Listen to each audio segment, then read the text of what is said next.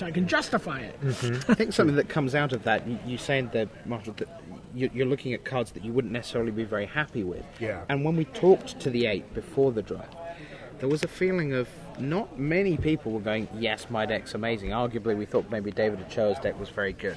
But there was a fair amount of, well, yeah, I have a deck, it's Blue-Red Burning Vengeance, and it's kind of all right, but I kind of fell into it, and I wasn't really happy with it. And there was Green-White, but yeah, I didn't quite get the ones I wanted, and Blue-White, but I didn't quite get the ones I wanted. So, it's starting to look like perhaps the packs weren't that strong all around the table. Right. Yeah. Yeah, we certainly heard that as a common theme for players. Hey, Marshall, I want to thank you so much for sitting in with us. It was a great pleasure to have you here for the quarterfinals and the semifinals. Well, I really appreciate the opportunity, and thanks for having me. And by the way, if you want to hear more of Marshall, you can go to MTG Cast. He's got an amazing podcast that he does. You do it every week? Yeah, we do it every week. How the hell do you do it every week? Every week. That's crazy. We're on show 114. So yeah, there's 114 shows. It's about limited. It's limited resources. It's him and John Laux. Yep.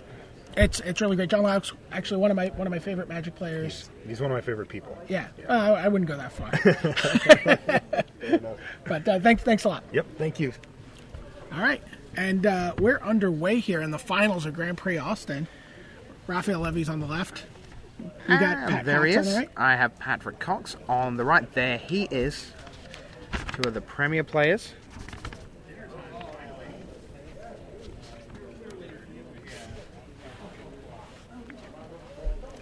So Raph's come out very quickly. Doom Traveler, Invisible Stalker. Oh. Selfless Cathar. It's like, yeah, you know what? If you want to kill anything, feel free.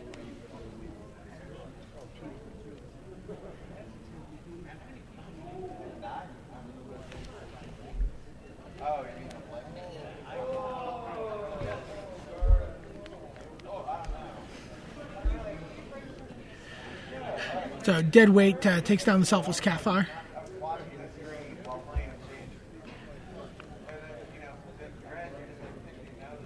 In comes the Levy team. Ding, ding, ding. You want one of those little bell sounds as the life totals tick down, don't you? No blue for No. Pat. And a lot of Pat's deck relies on blue. Yeah, he's going to get badly punished for this, potentially. Abby Griffin comes down for Levy. But you know, he's behind the curve of having his Strange Assistant or having his Armored Scab, which is stocking his graveyard and letting him really get fortified. Yeah, I mean, Armored Scab here comes down, deals with a Traveler, but will then provide Levy with a Spirit back the other way, and 3 will get through. That's precisely the play. Cackling Counterpart has gone to the graveyard, couple of lands, and an other. Not quite sure. I think it might be an Abattoir goal. Ah, right, yeah. Maybe. So Pat still has 2 swamps open. Victim of Night for the flyer.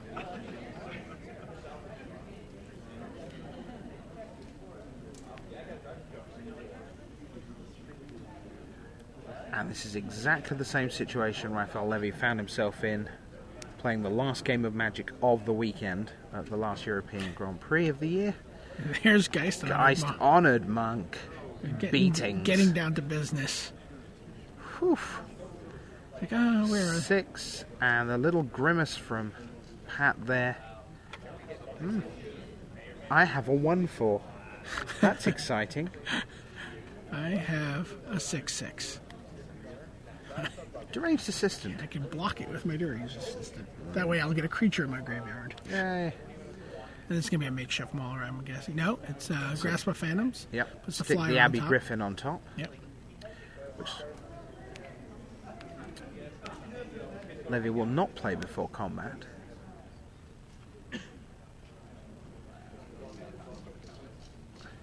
So Geist Honored Monk +3 come in. And this is not taking long at all. Levy with, we know the Abby Griffin. 5 mana available. So does he just recast it? He doesn't have to do anything. Oh no. And he doesn't. Just says, are you dead? He says, maybe I have a counter spell. of the 3 or the 5 variety. Yeah. Or both. Yes.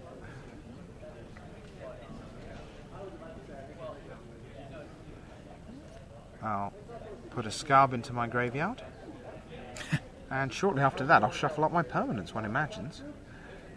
He's going to play a makeshift Mauler. I'm guessing. No? It's not a makeshift Mauler. 4 mana, 5 mana.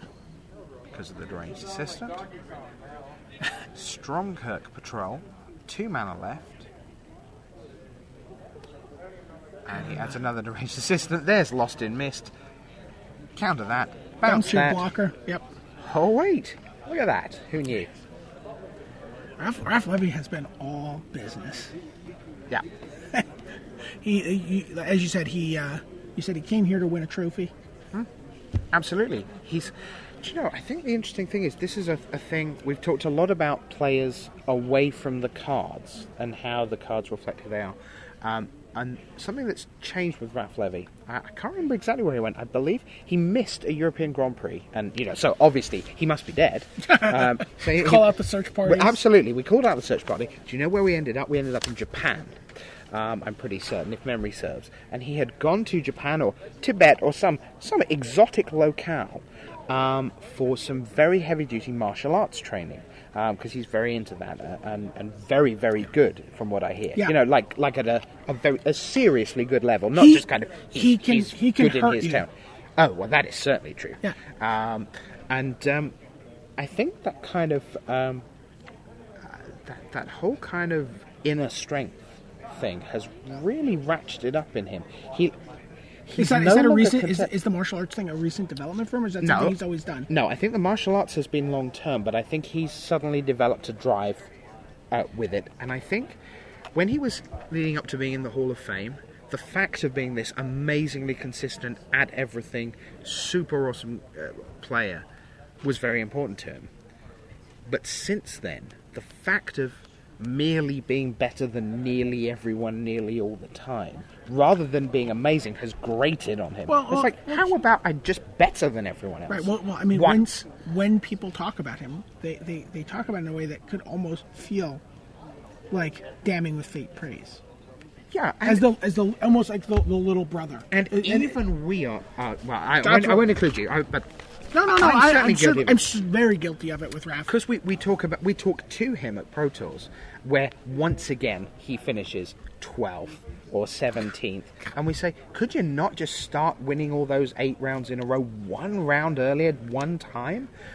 Which is very rude of us, to be fair, or rude of me. And we do it teasingly because we love Raph to bits, and he really wants this very badly. He's one game away. You said, we're saying it's been roughly half a decade since he's won a trophy. Yeah, I'm pretty certain he had the back-to-backs. It was Dallas Fort Worth, so just up the road. Right. He won here. So it was 2 weekends running. Isn't it like Singapore? Yeah.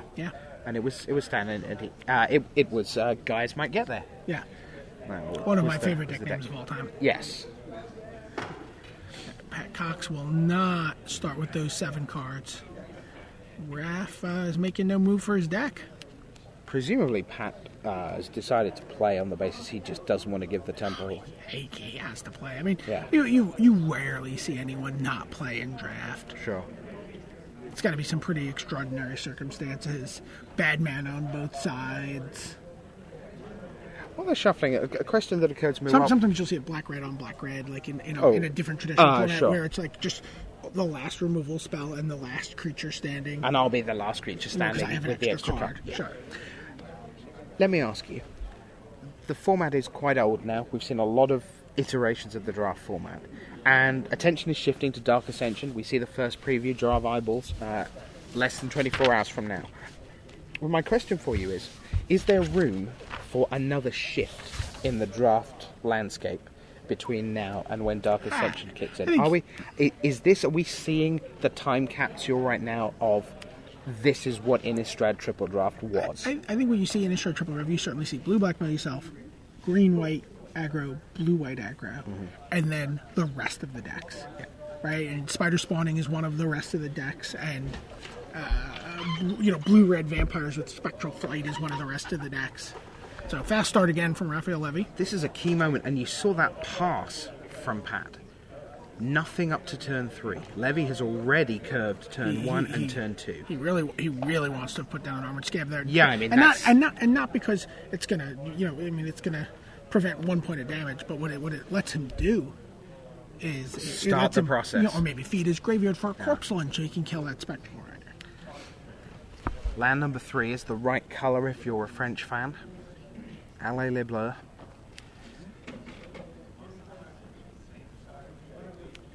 One mana silver inlaid dagger. Equip the Selfless Cather. It's a human. That's 6. But Pat has Snapcaster Mage. Okay, I'm just gonna trade that off. Nothing fancy here. Just No. just an ambush viper, an ambush mage. Ambush mage. So for 4 mana, Right, and that mage serves its function. Yep. But he's still going to take 4 from the Spectral Rider this turn, assuming Raph wants to equip it and attack.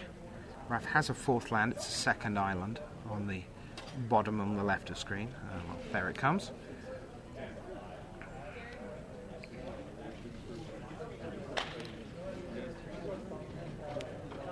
Yep. Take Pat down to 13. In a way, the Makeshift Mauler kind of forces Levy's hand towards that single-minded path of it's intimidate, it's big, can I take you that way?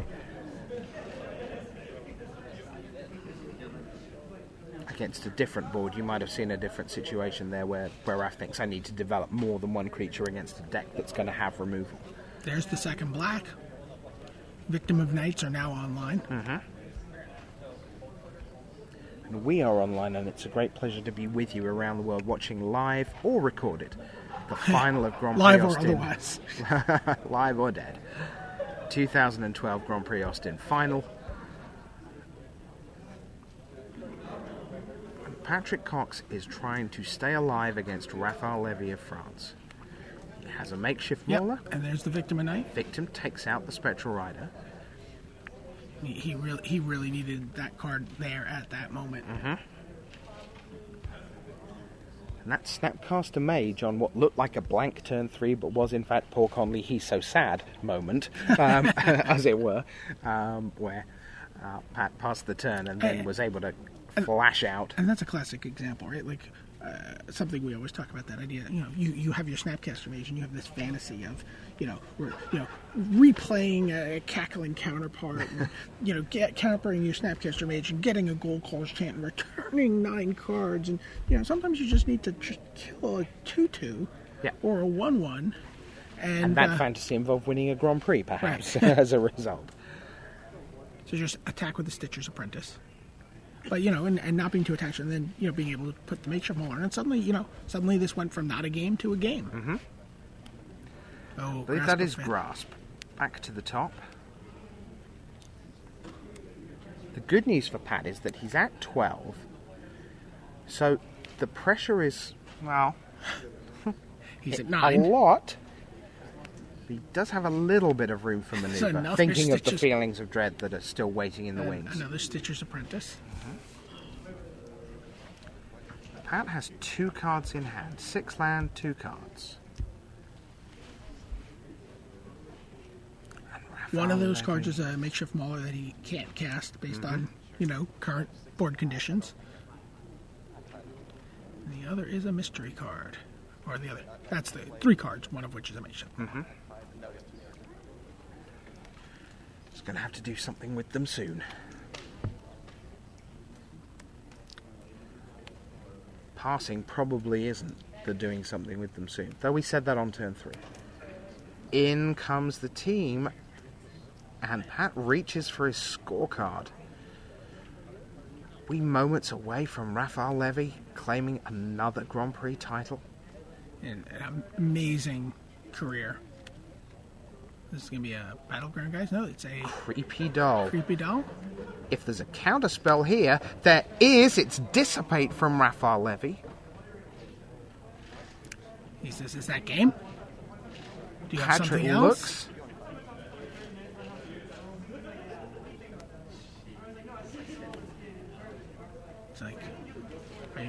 Patrick lays a land and passes. He's Please. going to make you beat me.